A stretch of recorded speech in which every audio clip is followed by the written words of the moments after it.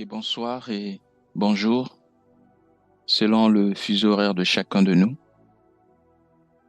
Il a plu à celui qui nous a créés et à celui qui nous a aimés, qui nous aime, de nous réunir ce soir. Voilà pourquoi nous sommes infiniment reconnaissants. En effet, nous avons la grâce non seulement de vivre, mais encore de vivre en lui.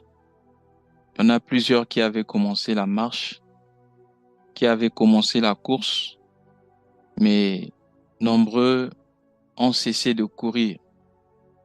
Et si nous continuons à courir vers le salut, à courir pour obtenir cette couronne que le Seigneur réserve à ceux qu'il aime, bien aimé, ce n'est pas par nos efforts, ce n'est pas par nos capacités, mais c'est par sa grâce. Voilà pourquoi nous ne devons pas considérer ces moments comme comme un acquis, mais nous devons toujours rendre grâce à Dieu pour cela. Je vous dis, il y a plusieurs personnes qui aimeraient bien partager les moments que nous partageons, mais qui n'ont pas peut-être l'opportunité.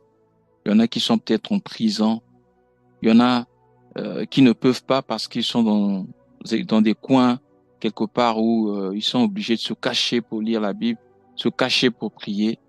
Mais si le Seigneur a permis que nous soyons libres d'exprimer notre foi, de vivre, de prier, bien aimés, nous devons être reconnaissants. Alors, comme prévu, nous allons continuer notre enseignement sur la prière. Et aujourd'hui, nous allons partager sur la recherche du pain et le pardon.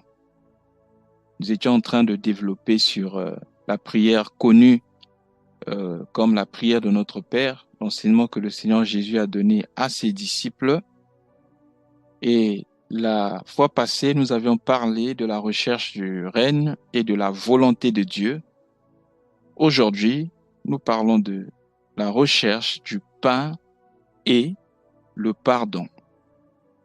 Matthieu chapitre 6, nous lisons du verset 11 jusqu'au verset 12. Donne-nous aujourd'hui notre pain quotidien, pardonne-nous nos offenses, comme nous pardonnons aussi à ceux qui nous ont offensés. Alors, pour rafraîchir la mémoire, parce que il se peut qu'il y ait des gens qui n'étaient pas avec nous la fois passée, parlons du règne, pardon, de la recherche du règne et de la volonté de Dieu. Nous avions dit que la prière n'est pas simplement une récitation. Disons, la prière de notre Père n'est pas une simple récitation, mais c'est un enseignement. C'est l'attitude que nous devons avoir lorsque nous avons Dieu comme Père. En effet, le Seigneur Jésus était en train de montrer aux disciples comment vivre comme enfant de Dieu étant sur terre. Voilà pourquoi vous ne verrez pas les disciples se rassembler quelque part et commencer à faire la prière de notre Père. Donc ce n'est pas une récitation, un chant, mais c'est une disposition. Et la fois passée, parlant du règne, nous avions dit que nous devons chercher à ce que Dieu règne dans notre vie. Lorsque Dieu règne, nous éliminons le règne des puissances des ténèbres et notre propre règne, c'est-à-dire l'égocentrisme, nous-mêmes, l'ego. Nous devons cesser de régner afin que Dieu règne dans notre vie. Et nous avions, en atterrissant, nous avions touché un peu les caractéristiques de la volonté de Dieu. Comment faire pour savoir lorsque Dieu nous parle? Et nous avions dit que c'était un long enseignement. Nous aurons peut-être, si Dieu le permet, un jour où nous allons nous focaliser sur ça. Nous l'avions survolé, mais nous sommes obligés d'avancer parce que nous voulons nous focaliser sur la prière.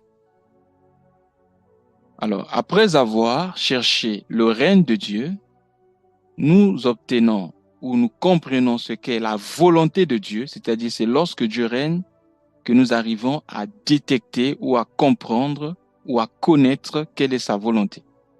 Et nous avions dit ceci. Pour avoir accès à la volonté de Dieu, nous devons nous donner à Dieu comme un sacrifice vivant, selon ce qui est écrit dans Romains chapitre 12, versets 1 à 2, Paul écrit aux Romains en disant, « Je vous conjure par les compassions de Dieu à offrir vos corps comme un sacrifice vivant, ce qui sera de votre part un culte raisonnable. » Il dit ensuite, « Ne vous conformez pas au siècle présent, mais soyez transformés par le renouvellement de l'intelligence.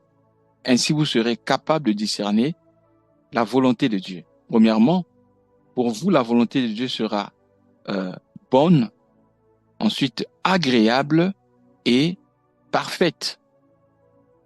Donc, c'est lorsque nous comprenons quelle est la volonté de Dieu que nous pouvons maintenant demander quelque chose auprès de Dieu.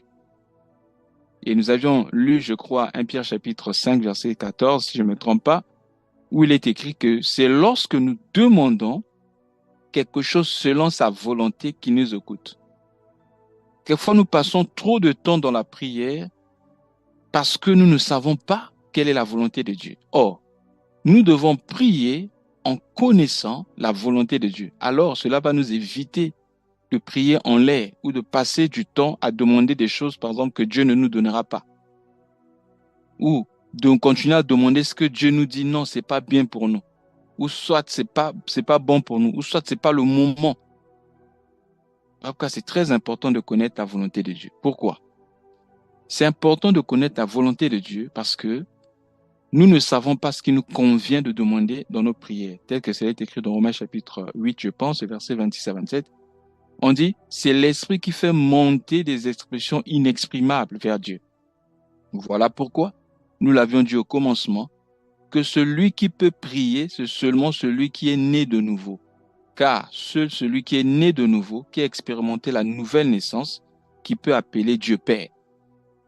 On est tous créatures de Dieu, mais on n'est pas tous enfants de Dieu. Car dans Jean 1, verset 12, la Bible dit, à tous ceux qui l'ont reçu, il leur a donné le pouvoir de devenir enfants de Dieu. Donc, pour être enfant de Dieu, il faut que Dieu t'en donne la possibilité ou la capacité. Et cette capacité vient dans ceux-là qui acceptent le Seigneur de leur vie comme Seigneur et Sauveur. Donc, après avoir connu la volonté de Dieu, c'est en ce moment-là que nous pouvons maintenant demander. Voilà pourquoi nous avions dit la fois passée que la prière ne consiste pas à venir devant Dieu et étaler une liste de shopping, une liste des choses que nous voulons que Dieu fasse pour nous. Non, non, non. La prière commence par l'écoute. On doit commencer par écouter Dieu. Et pour écouter Dieu, on doit commencer par donner à Dieu sa place. Voilà pourquoi la prière ne devrait pas commencer par l'homme. Ça commence par Dieu. Notre Père qui est aux cieux, ça concerne Dieu. Que ton nom soit sanctifié, ça concerne Dieu. Que ton règne vienne. Tout est d'abord centré sur Dieu. Peu importe l'urgence que nous avons, peu importe la disposition, peu importe le degré de notre problème ou de nos calamités, on ne doit jamais commencer par nous lorsque nous approchons de Dieu. Commençons toujours par le Seigneur. Si vous lisez dans les Écritures, vous aurez plusieurs exemples qui montrent qu'il y avait des gens qui avaient des problèmes, mais quand ces gens-là s'approchaient de Dieu, ces gens-là commençaient d'abord à donner à Dieu sa place. Si tu veux que Dieu agisse dans ta vie, commence d'abord à donner à Dieu sa place. Commence à donner à Dieu sa place, à l'élever, à dire qui il est, ce qu'il fait, ce qu'il est capable de faire. Et ensuite, tu peux présenter ton problème. Tu vas même te rendre compte que pendant que tu es en train d'élever Dieu, à donner à Dieu sa place, tu vas te rendre compte que ton problème, c'est un petit problème. Le problème avec nous, nous sommes souvent stressés, sous la pression, la dépression, parce que nous donnons trop d'importance aux problèmes que nous faisons face, auxquels nous faisons face. Nous donnons trop d'importance aux problèmes. Nous avons trop nos yeux tournés vers les problèmes. Voilà pourquoi on est stressé, on a peur, même après avoir prié, on continue à pleurer, on continue à être dans les inquiétudes. Pourquoi? Parce qu'on ne se tourne pas vers Dieu. Parce qu'on ne donne pas à Dieu sa place. Or, il est écrit, lorsqu'on tourne vers lui les regards, notre visage ne se coupe point de honte, mais rayonne de joie. Pour que le visage rayonne de joie, il faut se tourner vers l'Éternel, pas vers les problèmes. Beaucoup de gens, même lorsqu'ils viennent dans la présence de Dieu pour prier, au lieu de se tourner vers Dieu, et ils sont tout le temps se tournant toujours vers leurs problèmes. Ils passent plus longtemps à regarder leurs problèmes, à parler de leurs problèmes, que de parler de Dieu. Voilà pourquoi les gens sont stressés, les gens ont peur, les gens sont sous la dépression et les gens sont découragés. Bien-aimé dans le Seigneur, quel que soit ton problème, quelles que soient les difficultés, lorsque tu t'approches du Seigneur, donne à Dieu sa place. Alors, s'il prend sa place comme celui qui est élevé au-dessus de ton problème, bien-aimé, tu verras la solution même avant que cette solution-là se manifeste. C'était le cas avec Anne. Anne cherchait un enfant. Cette femme pleurait tout le temps. Jusqu'à ce qu'un jour son mari lui dise, mais Anne, pourquoi tu restes là à pleurer tout le temps? C'est vrai que Pénina la mortifiait tout le jour pour l'emmener à s'irriter. Mais Anne passait tout son temps à pleurer. Mais ce jour-là, lorsque Anne décida de se lever, elle se leva et rentra bien-aimée dans le temple. Oh, bien-aimée dans le Seigneur. Elle a compris que lorsqu'on s'approche de Dieu, il ne s'agit pas de pleurer parce que Dieu n'écoute pas les pleurs, mais il s'agit de prier. Beaucoup de gens ne prient pas, beaucoup de gens pleurent. Bien-aimé, Dieu n'écoute pas les pleurs, mais Dieu écoute le cri du cœur. Dieu écoute bien-aimé la prière. Tu peux pleurer, oui, tu es émotif. Tu as un problème qui te tourmente. Pleure parce que l'émotion, c'est vrai. Mais après avoir pleuré, il faut prier. Il faut parler au Seigneur. Alors Anne, ce jour-là, elle était centrée sur elle-même, tournée vers elle-même. Mais ce jour-là, quand elle est rentrée dans le temple, oh bien-aimé dans le Seigneur, les choses avaient changé. Car lorsqu'elle s'est levée, parce qu'elle était à terre, quand on est à terre, on a les yeux dirigés vers la terre, vers les problèmes. Mais Anne décida de se lever et se tourner vers Dieu. Lorsqu'elle s'est tournée vers Dieu, et là, Anne va prier. Elle a compris que dans sa prière, certainement elle était égocentrique. Elle regardait toujours à elle-même. Mais quand elle a compris qu'il fallait chercher la part de Dieu, elle dit, Seigneur, si tu me donnes un enfant, cet enfant-là, je le donnerai comme offrande au temple. Et cet enfant-là passera toute sa vie dans le temple. Dieu a trouvé sa part. Bien-aimé, ce jour-là, Anne a écouté simplement la déclaration du sacrificateur Élie qui lui avait dit, va, que Dieu t'exauce. Car lorsque Élie a vu cette femme prier, en fait, elle priait pas, ses lèvres bougeaient. Élie croyait que cette femme-là était ivre. Et Élie va dire à cette femme, jusqu'à quand tu ne vas pas cesser avec l'ivresse? Oh, cette femme dit, c'est la douleur, le chagrin qui m'a fait parler jusque-là. Jusque-là, c'est le chagrin. Bien-aimé, que le chagrin ne te fasse pas parler, mais parle, bien-aimé, à Dieu. Et Élie va dire que Dieu t'exauce. Et si vous lisez le contexte, on dit, le visage de cette femme-là change. Pourquoi? Parce que ce jour-là, quand elle est rentrée dans le temple, bien-aimé, elle s'est tournée vers Dieu. Bien qu'elle n'avait pas encore reçu Samuel ce jour-là, bien-aimé, son visage changea. Et qu'est-ce qui avait montré que son visage avait changé? La Bible dit, quand elle rentra, elle mangea, parce qu'elle ne mangeait pas. Pourquoi? Les inquiétudes avaient tellement rempli son cœur au point où elle n'avait même plus bien-aimé, même plus d'appétit. Bien-aimé, il y a des problèmes comme ça. Ça te tourmente tellement que ça t'enlève l'appétit. Mais fais attention.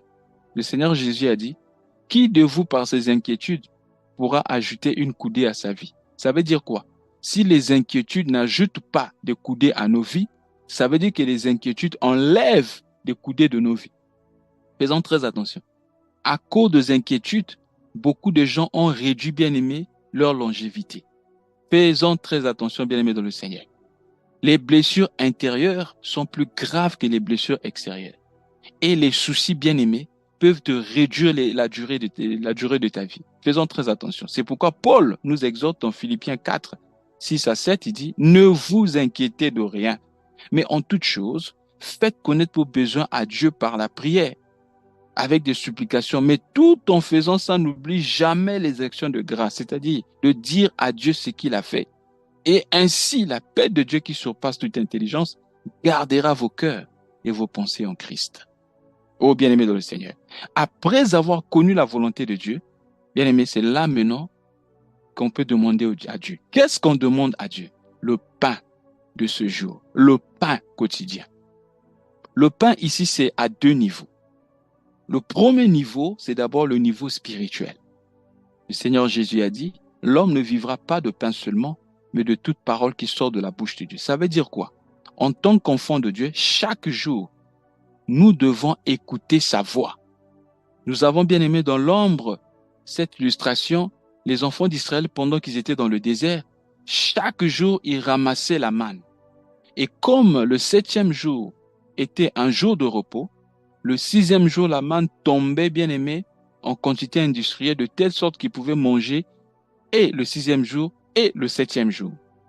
Et chaque jour, bien aimé, ils devaient sortir pour ramasser la manne. Et quand on laissait cette manne-là, jusqu'au lendemain, ça devenait infect. Ça veut dire quoi?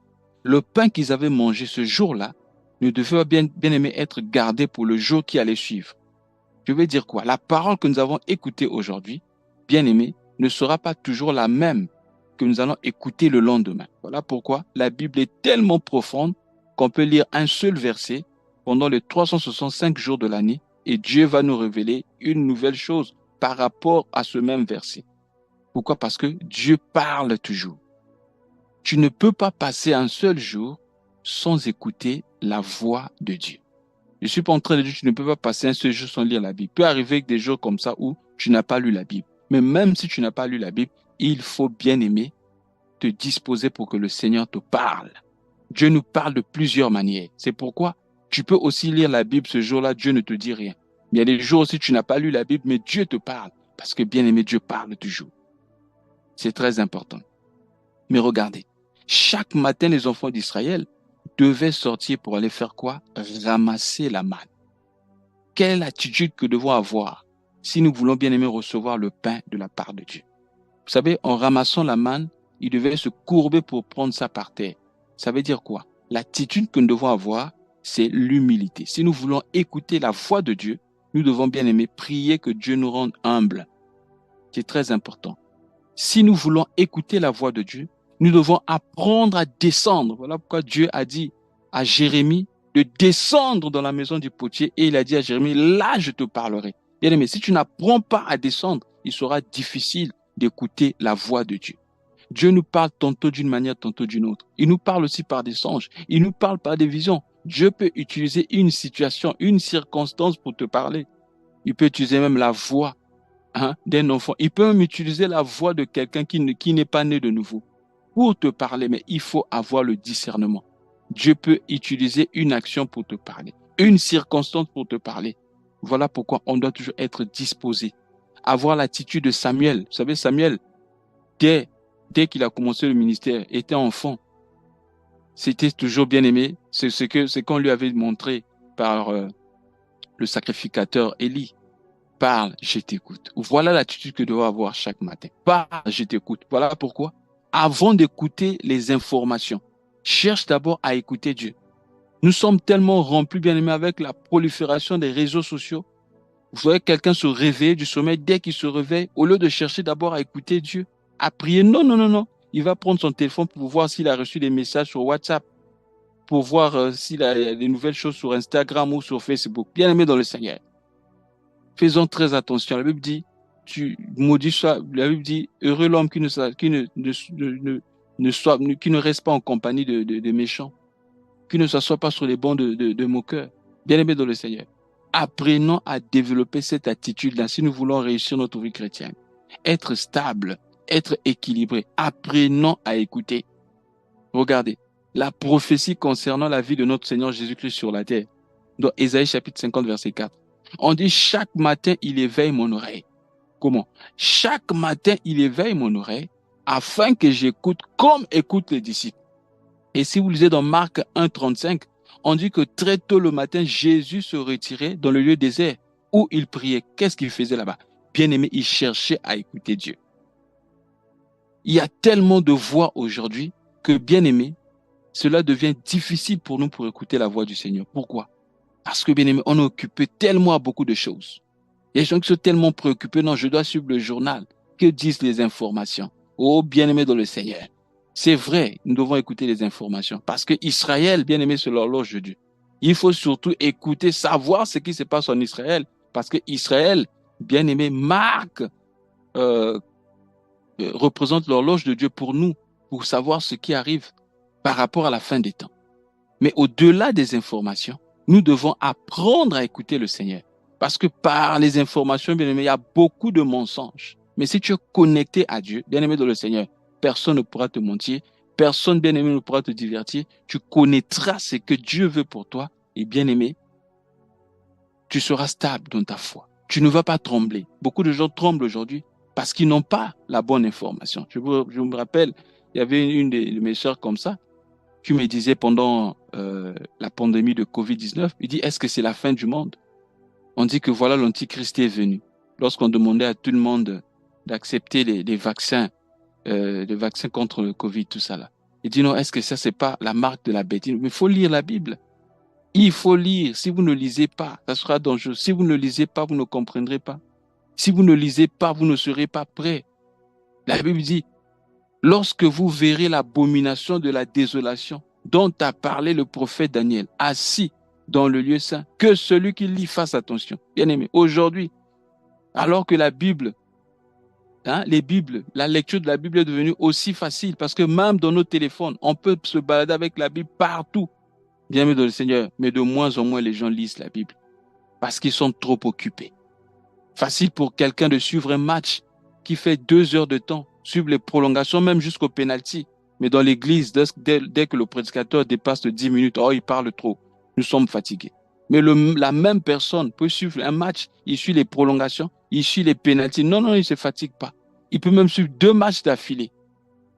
Pendant la Coupe du Monde, c'est pas la Coupe d'Europe, Coupe d'Afrique, etc., Coupe d'Amérique. Non, il peut même suivre 3 matchs d'affilée. C'est pas un problème. Il est là assis sur son canapé.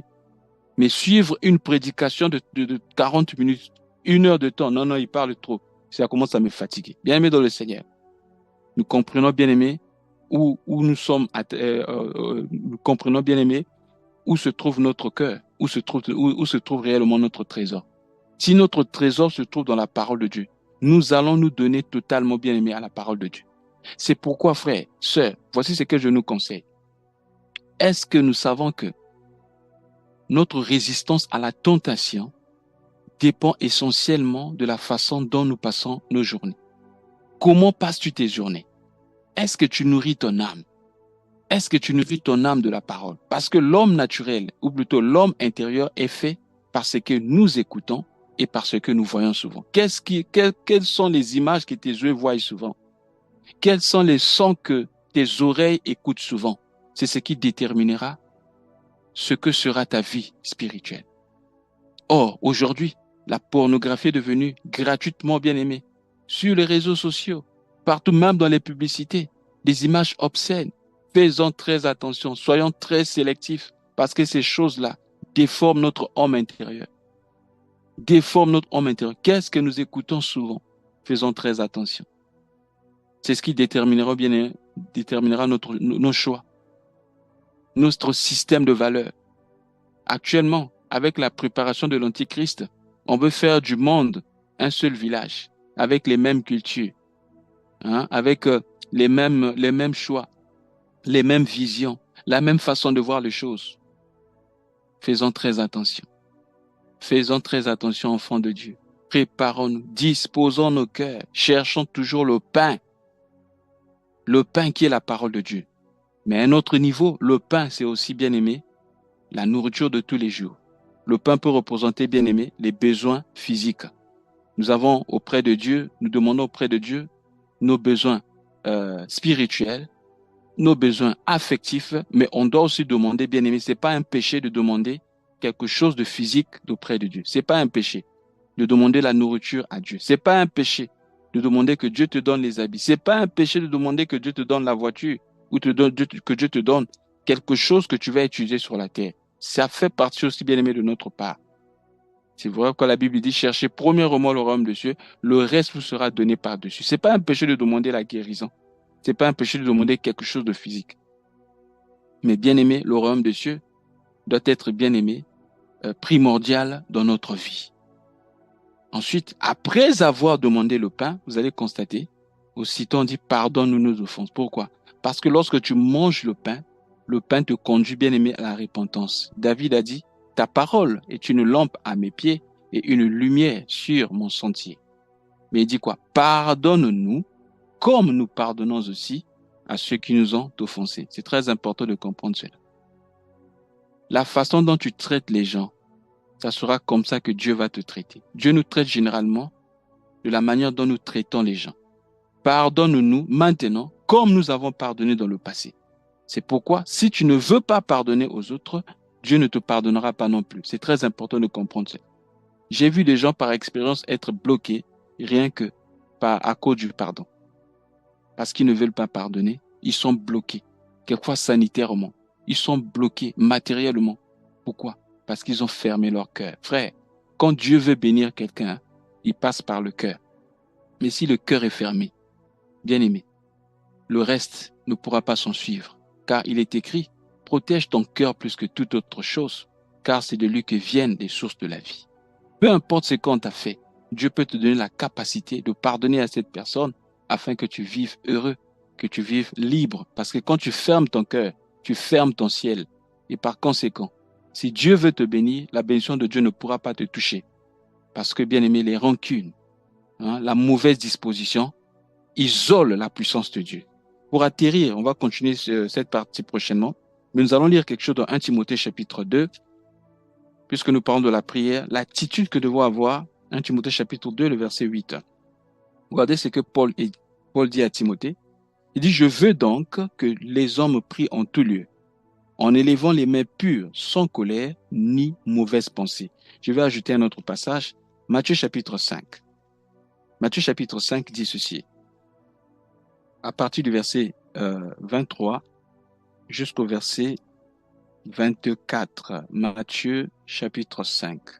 Si donc tu présentes ton offrande à l'autel, et là tu te souviens que ton frère a quelque chose contre toi, laisse là ton offrande devant l'autel. Va d'abord te réconcilier avec ton frère, puis viens présenter ton offrande. Qu'est-ce que je veux dire? La relation verticale, c'est-à-dire entre nous et Dieu, dépend essentiellement de la relation horizontale entre nous et les hommes.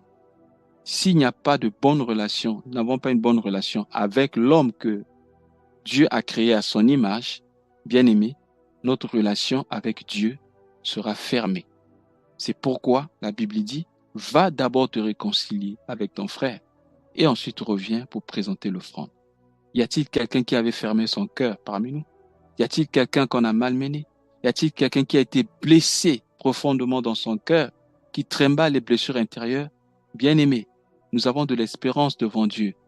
Nous avons bien aimé encore de l'espoir devant Dieu. On peut toujours pardonner et bien aimé être purifié de toute iniquité. Les blessures intérieures sont plus graves que les blessures extérieures. Quand tu continues à garder rancune, tu te détruis toi-même. Tu ne détruis pas la personne. En fait, celui qui refuse de pardonner n'emprisonne pas. Il est lui-même en prison. Parce que le manque de pardon va continuer, bien aimé, à t'enfoncer dans la prison. Et si tu ne fais pas attention, tu meurs. Étant rancunier, tu vas en enfer. Parce que, bien aimé, si tu n'as pas pardonné, tu te trouves dans la zone du péché. La Bible dit, tous en péché sont privés de la gloire de Dieu, sont privés de la grâce de Dieu. Et celui qui refuse de pardonner est orgueilleux. Dieu résiste aux orgueilleux, mais fait grâce à ceux qui sont humbles. Que Dieu nous bénisse et qu'il dispose nos cœurs afin que nous pardonnions toujours et que nous recevions toujours sa grâce pour le manifester au milieu des hommes. Amen.